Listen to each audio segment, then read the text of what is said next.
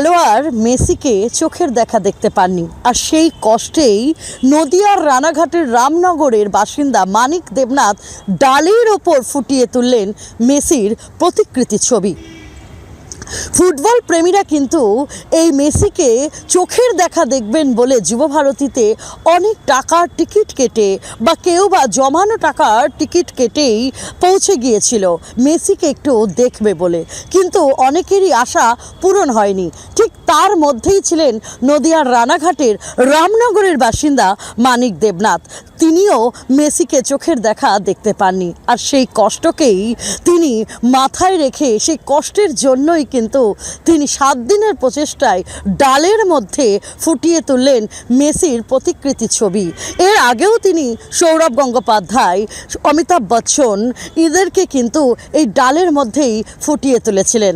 তবে তার এই কষ্ট ভোলার জন্যই তার এই প্রতিকৃতি ছবি বানানো, এমনটাই তিনি জানিয়েছেন। মেসি আঁকার উদ্দেশ্য মেসিকে দেখার, এবং মেসির আমি খুব ভক্ত, তা মেসিকে দেখার ইচ্ছে ছিল এবং আমি মাঠেও গিয়েছিলাম, কিন্তু মাঠে এত ভিড় ছিল, তারপরে এত টাকার টিকিট কেটে আমার মেসিকে দেখার মতো ক্ষমতা হয়নি। তারপর তো মাঠে এটা দুঃখজনক ঘটনা ঘটে গেল। একটা ওয়ার্ল্ড ফেমাস যে ফুটবলার আজকে কলকাতায় এসেছিলো, সবার খুব দেখার ইচ্ছে ছিল, দুর্ভাগ্য কেউ দেখতে পারেনি। তারপরে আমি ভাবলাম অন্তত যারা দর্শকরা গিয়েছেন মেসিকে তো প্র্যাকটিক্যালি সামনাসামনি কেউ দেখতে পেল না, আমি একটা, যেহেতু আমার আঁকার অভ্যেস, ছোটোর মধ্যে একটা ডালের উপর মেসির একটা ছবি ওদিন থেকে আঁকার চেষ্টা করি।